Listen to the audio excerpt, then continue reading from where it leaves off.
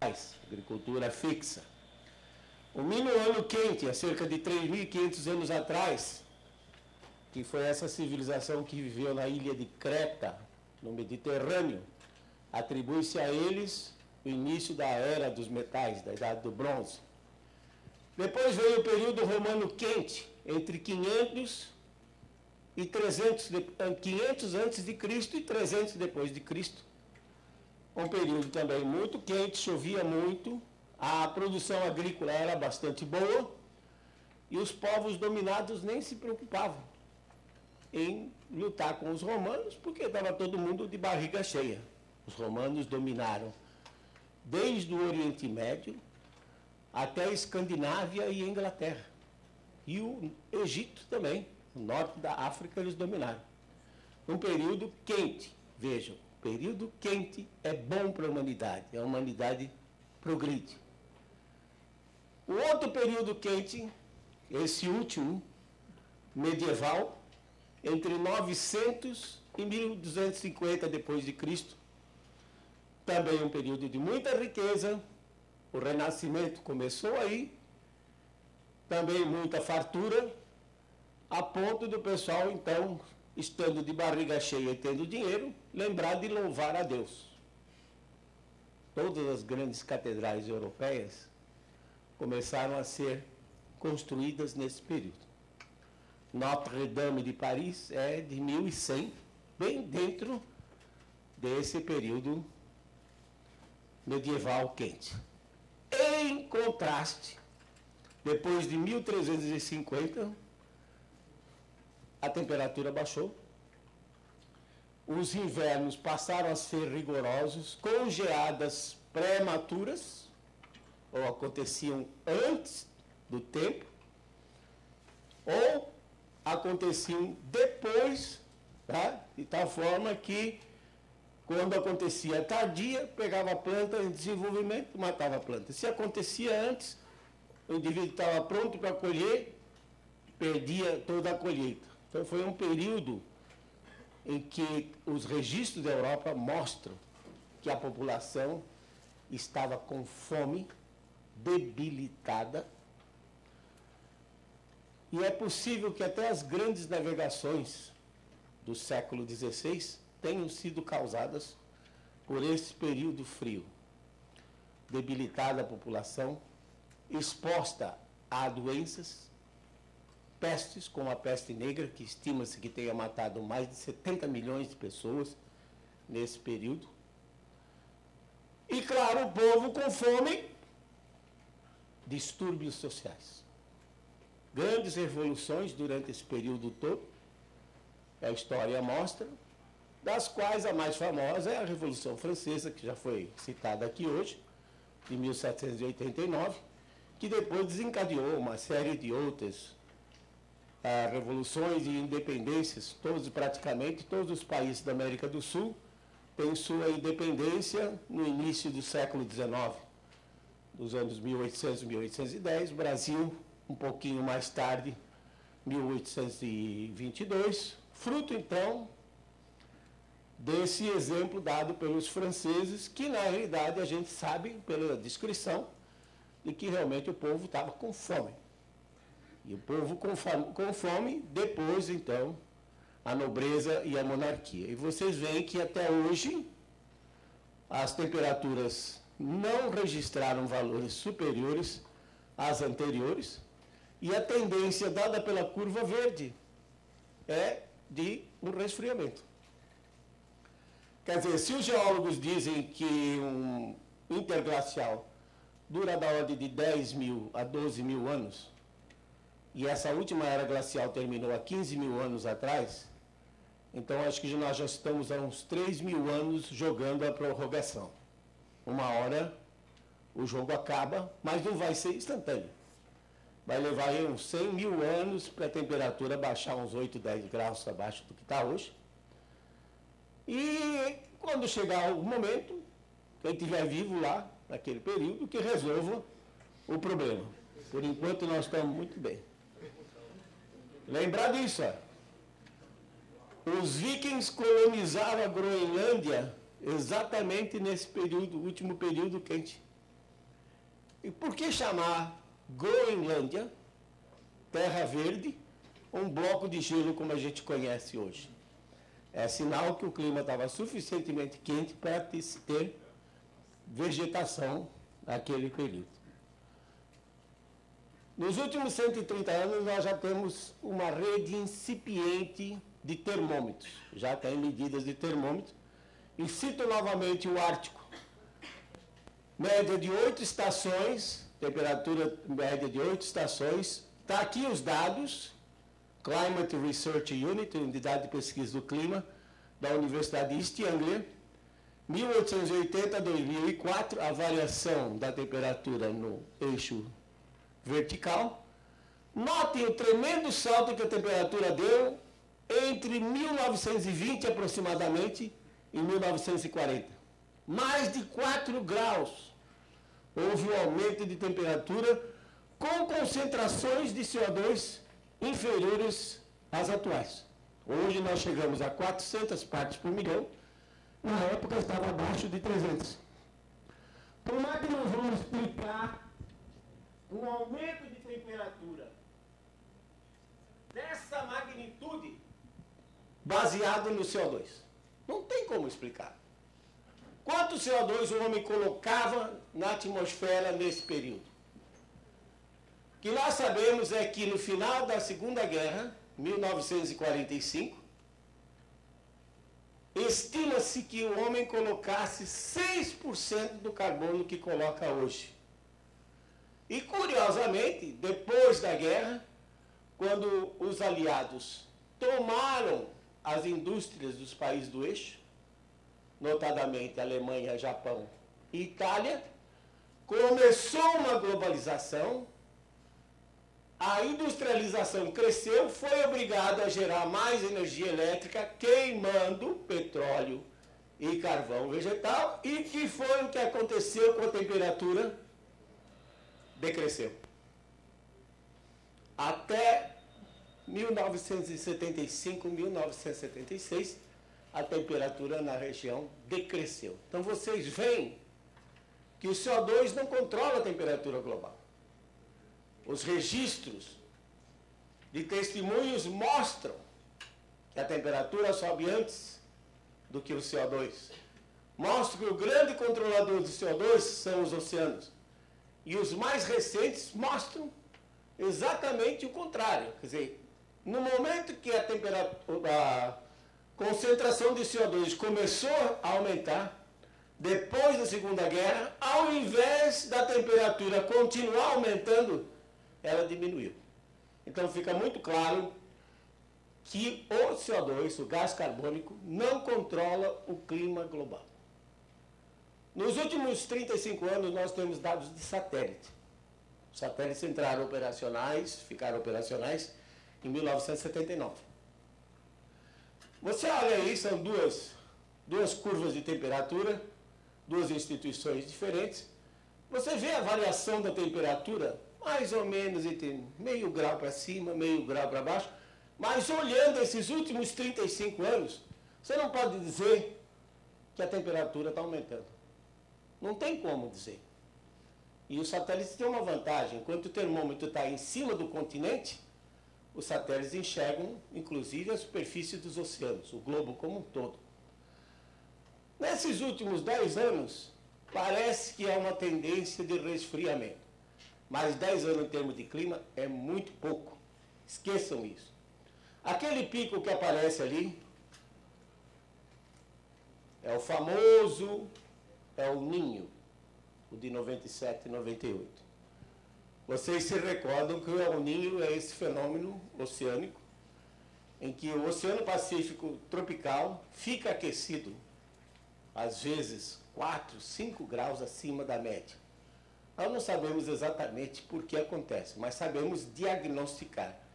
E sabemos que quando ocorre um El Niño muito forte, como esse de 97 e 98, o oceano coloca muito calor na atmosfera, a ponto de aumentar a temperatura global. Então, um fenômeno que dura da ordem de 12 meses, 18 meses, é capaz de causar impacto no clima, no mundo todo, mudando, por exemplo, a distribuição de chuva e aumentar a temperatura global em mais de 1 grau, como foi esse de 97 e 98. E veja também que um Laninha, que é um resfriamento, como por exemplo de 88 e 89, entre um Laninha e um El Niño tem uma variação quase da ordem de 2 graus. Na variação natural no sistema entre um fenômeno e outro. Então está perfeitamente dentro da variabilidade natural do clima, e se eu olhar os dados de satélite, então, eu chego à conclusão que eu não posso afirmar que nos últimos 35 anos a temperatura do mundo esteja aumentando ou diminuindo. Então, por que o cidadão, e isso nós vamos voltar um pouquinho mais detalhes amanhã cedo, na mesa redonda, por que o cidadão tem a percepção de que o clima está mais quente? É como já foi dito aqui várias vezes. Hoje o cidadão, ele é urbano, essencialmente. O censo do IBGE, de 2010, diz que no Brasil, 84% da população é urbana. Já foi dito aqui também, o professor Rui mencionou, 55% da população do mundo se tornou urbana, especialmente depois do desenvolvimento da China, que trouxe mais de 200 milhões de chineses para fazer parte do processo produtivo industrial. Então a população vive na cidade, e a cidade tem um microclima totalmente diferente de um entorno, por exemplo, vegetado. Isso explica isso fisicamente nos trópicos. A radiação, a energia radiante disponível, proveniente do Sol, em média ela é dividida em parte.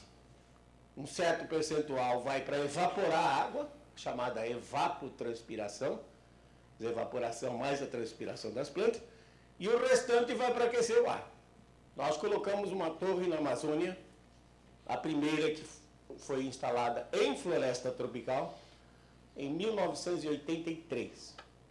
Está lá há mais de 30 anos essa torre. Fizemos medidas da parcela que ia para evapotranspiração e para aquecimento do ar. E chegamos à conclusão que no caso da Amazônia, 80% ia para evaporar a água e apenas 20% para aquecer o ar.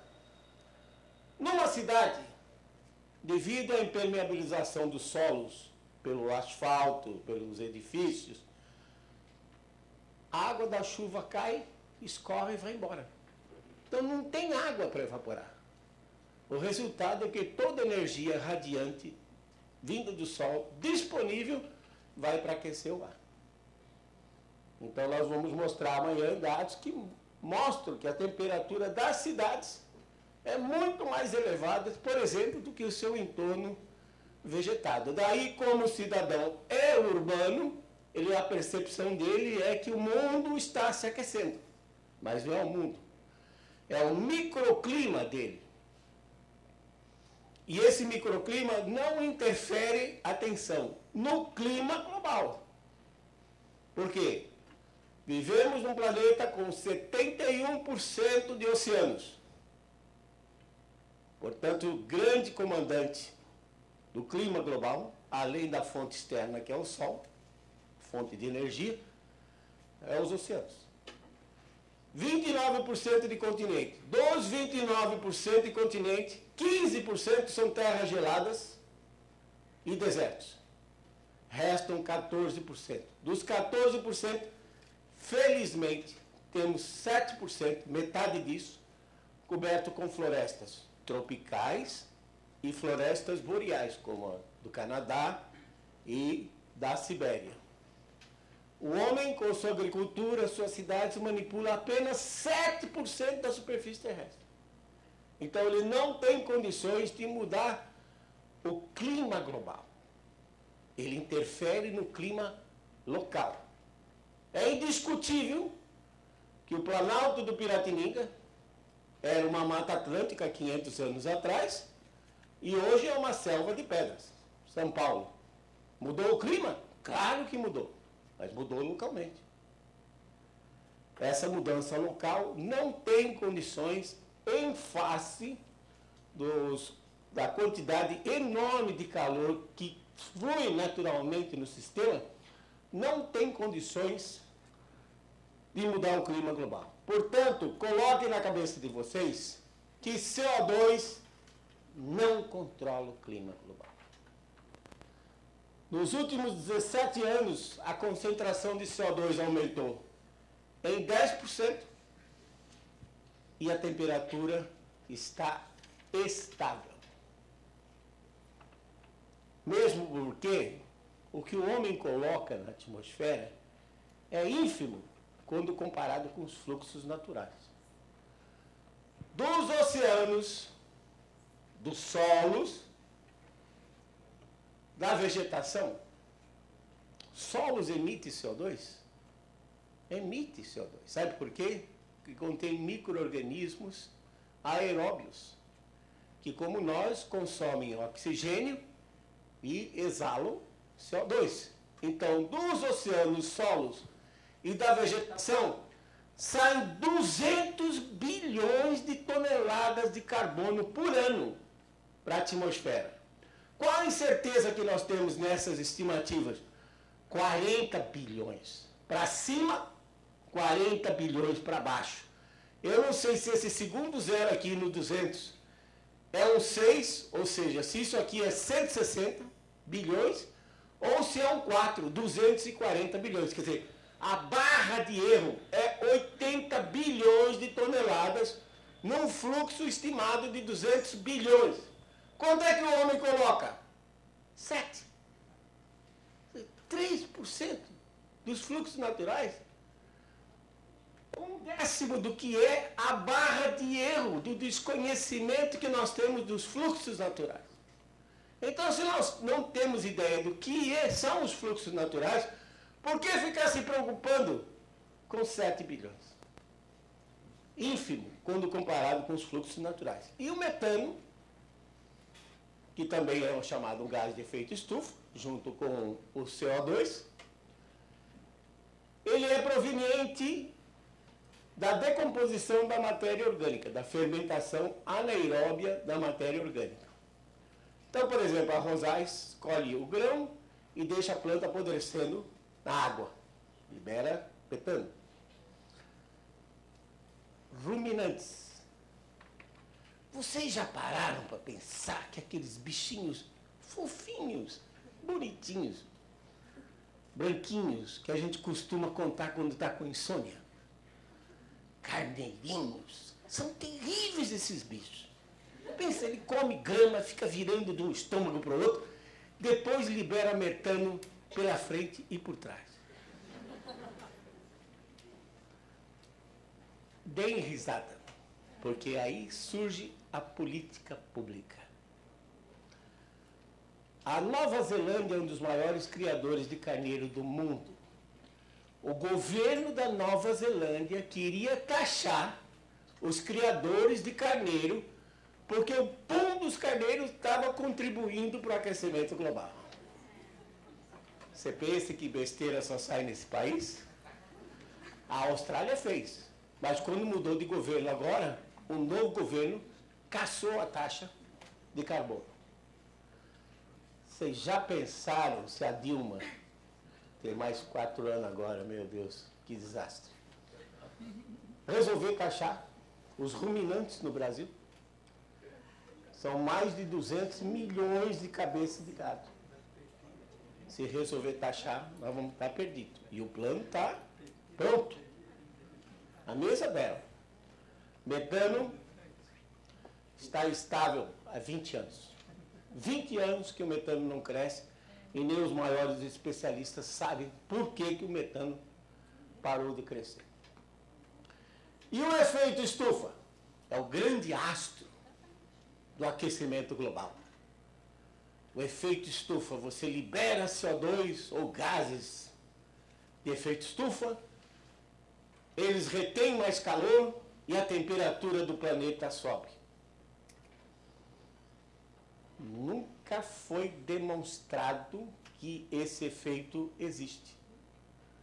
É um negócio assim, tipo, de pai para filho, ou de professor para aluno, o aluno vira professor, passa pelo seu outro aluno, e com isso já faz quase 200 anos que estão falando sobre isso e nunca ninguém provou nada.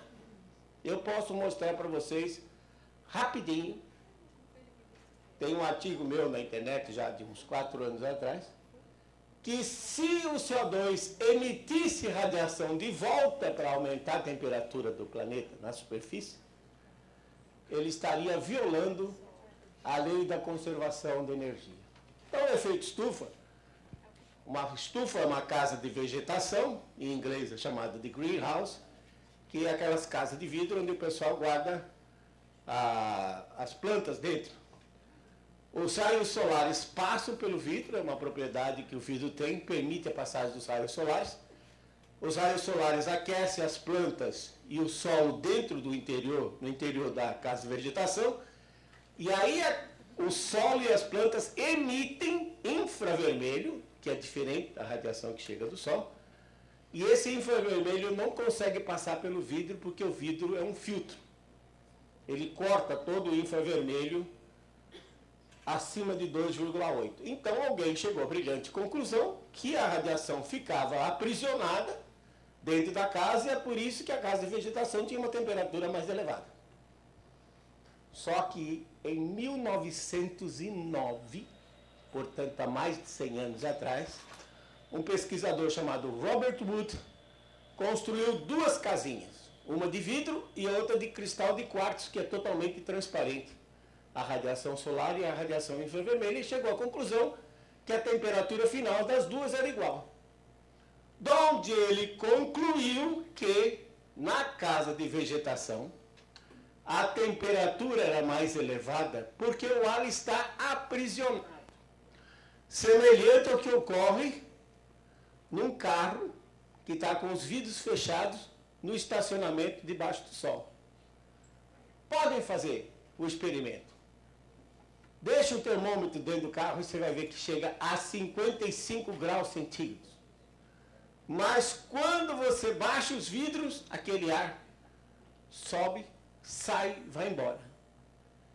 Então, a atmosfera terrestre, ela não funciona como um carro que está com os vidros fechados no estacionamento. Esse princípio não se aplica. Outro ponto importante. Aqui está uma molécula de CO2, carbono no centro e 2 oxigênio. Como é que essa molécula absorve a radiação infravermelha? Quando ela absorve, tem que ser exatamente um quantum de energia, um pacotezinho correto, para que mexa com a estrutura dela, porque ela vai vibrar ou vai rodar quando ela absorve a radiação. Mas vibração e rotação são movimentos mecânicos. Gera energia cinética. E em volta de cada molécula de CO2 tem pelo menos 2.600 moléculas do quê? De nitrogênio, oxigênio e argônio. A nossa atmosfera é constituída primeiramente de nitrogênio, 78% de nitrogênio. Segundo gás mais abundante, oxigênio, 21%. Terceiro gás mais abundante, argônio, 0,9%. Então, quando você soma esses três, dá 99,9%. E o CO2 contribui com 0,039%. Então, para cada molécula de CO2, tem pelo menos 2.600 moléculas de nitrogênio, oxigênio e argônio em volta dele. Quando o CO2 vibra ao absorver a radiação ou roda, ele se choca com essas outras moléculas e transfere a energia que ele absorveu por choque. Semelhante a um jogo de sinuca, em que eu impulsiono a bola branca bate na preta, transfere energia para a preta, encaçava a preta e a bola branca fica parada. Choque elástico, 10.000 vezes mais eficiente do que se o CO2 fosse emitir a radiação infravermelha de volta para a superfície. Portanto, se ele perde a energia absorvida por choque elástico, ele não pode emitir. Se eu passar no boteco, estou com R$100 no bolso, gasto tudo no meu primeiro boteco que eu passar. No segundo, eu não tenho mais nada para gastar. Não é isso? Se o CO2 emitiu tudo, se ele transferiu por choque toda a energia que ele absorveu, como é que ele vai emitir? Já gastou? Não tem como emitir mais. Portanto, a emissão de CO2, do CO2 em direção à superfície, mantendo a superfície aquecida, ela fere a lei de conservação de energia. E aí, por que o ar aqui, próximo da superfície, é quente? Ar tem peso. Por incrível que pareça. 1 metro cúbico de ar pesa 1,2 kg a 20 graus centígrados. Ar tem peso, ar é matéria. E essa pergunta já foi respondida por Arquimedes há 350 anos antes de Cristo. E vocês devem se lembrar do seu jardim da infância. Hoje talvez não lembrem mais, mas lembre-se das forças peso e empuxo. Viram isso no colégio? O caso do balão de São João, por exemplo. Evidência empírica. Balão de São João com tocha apagada não sobe. Alguém já viu? Balão de São João com tocha apagada subir? Você bota fogo, Flamengo, Fluminense. Bom, você bota fogo na tocha, aí o ar se aquece dentro do balão, ele adquire um empuxo maior do que o seu peso e sobe. É isso que acontece com o ar. O ar próximo da superfície, em contato com a superfície, ele tem peso. Ele começa a se aquecer. E enquanto ele não tiver flutuabilidade para subir, ele vai permanecer quente próximo da superfície. E não é a radiação vinda do CO2 que aquece o ar. É o ar em contato com a superfície. Chapa quente.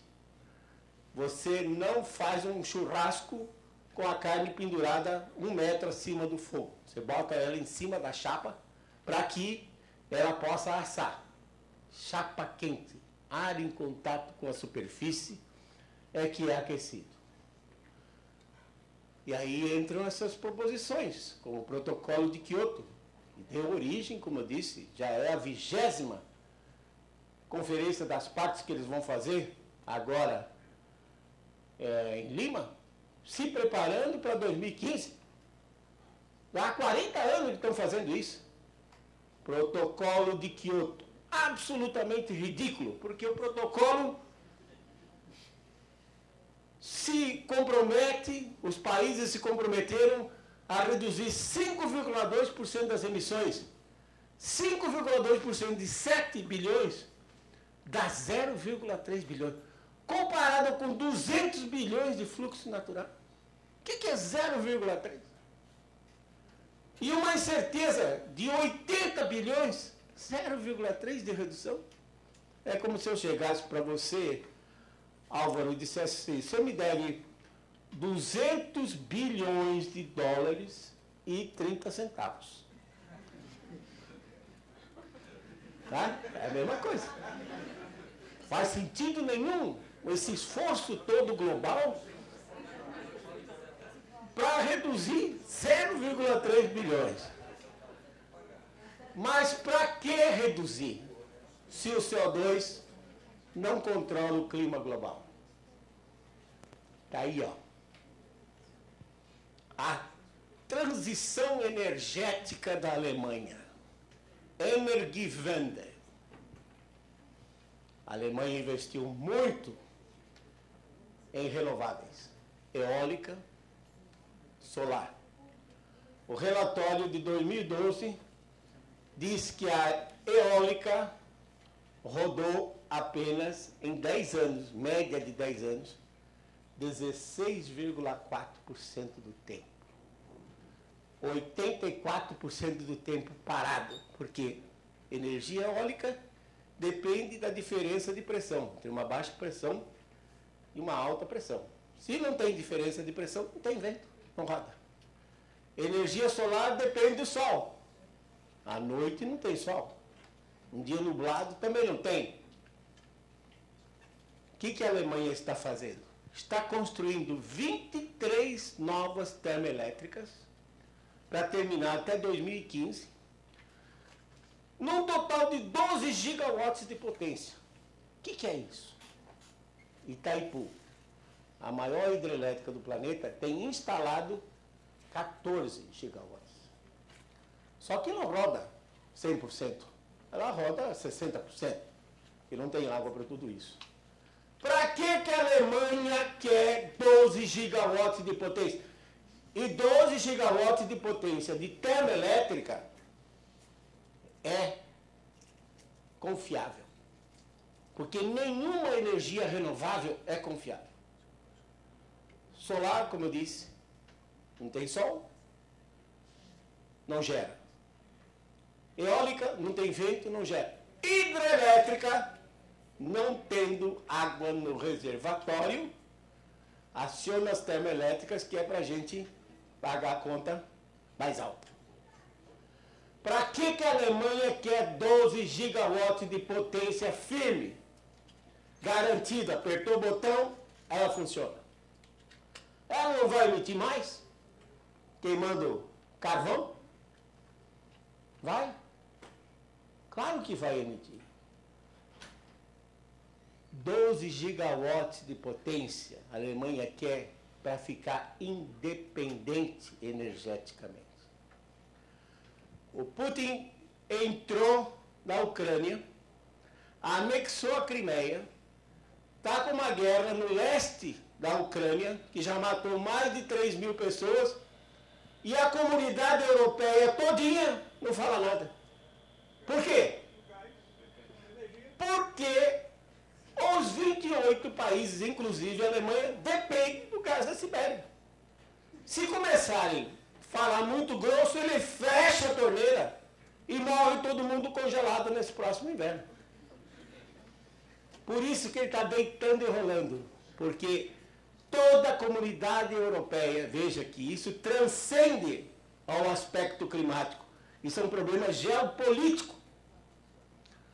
Toda a comunidade europeia depende do gás da Rússia. É por isso que a Alemanha vai querer, já está construindo, vai emitir mais. Principalmente esses que aparecem aqui em marronzinho. 5 dessas são a lignito. Lignito é um carvão marrom, alaranjado, de tanto enxofre que ele contém. Então, o grande problema do combustível fóssil não é o carbono, não é o CO2. É o SO2, dióxido de enxofre, que sai da combustão. Você passa aí no posto, tá lá, termos S10. O que é S10? S, sulfur, que é o nome do enxofre, símbolo químico, S, e 10 de 10 ppm, 10 miligramas de enxofre por quilo de diesel. Então dá 10 miligramas por 1 milhão de miligramas, que é o que tem 1 quilo. S10. O Brasil já rodou e roda ainda com S500. E o pior de tudo, em 2007 foi feita uma pesquisa em São Paulo e foi encontrado diesel com 2.000 ppm, S2000. Então é lindo. Na hora que queima, sai o dióxido de enxofre, combina com a umidade atmosférica e forma H2SO4. Vocês já ouviram falar de H2SO4? Lembram-se disso do seu colégio? Ácido sulfúrico. E o cidadão respira aquelas gotículas com ácido sulfúrico. E aquilo faz um bem ótimo para o pulmão dele. Porque vai dissolver o pulmão, e uma vez dissolvido o pulmão, ele nunca mais vai ter problema pulmonar. Tem pulmão. Esse é o grande problema. Então, combustível fóssil tem problema, mas não é o CO2, é o SO2. E a Alemanha está pouco se lixando, porque ela quer é a independência energética dela e vai emitir muito mais. Por que que eles podem e nós não podemos? Pergunta. Então você chega à conclusão de que CO2 não controla o clima global. Você pode ter quanto CO2 você quiser na atmosfera, que não vai ter problema nenhum com a temperatura. Então, reduzir as emissões significa gerar menos energia elétrica. Por quê? 80% da matriz energética do mundo depende do petróleo e do carvão. Para reduzir as emissões, você tem que gerar menos energia. Os países desenvolvidos, são 44 países, que têm o IDH, o Índice de Desenvolvimento Humano, adequado. E os outros 160 vão continuar subdesenvolvidos. Então, reduzir a geração de energia elétrica, reduzir as emissões, significa aumentar a desigualdade que já existe nesse mundo. Os ricos vão continuar ricos e os pobres cada vez mais pobres, porque hoje você não desenvolve se você não tiver energia elétrica. E aí entra a mídia, Rede Globo principalmente, que nesse país adora isso. O degelo no Ártico. Culpa do homem? Veja aqui. Essa variação da temperatura, desde 1856, no Atlântico Norte. Sempre foi muito medido porque o Atlântico Norte controla o clima da Europa Ocidental. Aqueceu, vermelho. Esfriou, azul. 1922. Passou de frio para quente. Então, o que acontece? O calor da região tropical é transportado pelas correntes marinhas para o Atlântico Norte. As correntes marinhas transportam esse calor para dentro do Ártico. Entra por debaixo do gelo flutuante, você sabe que num iceberg 10% está fora d'água,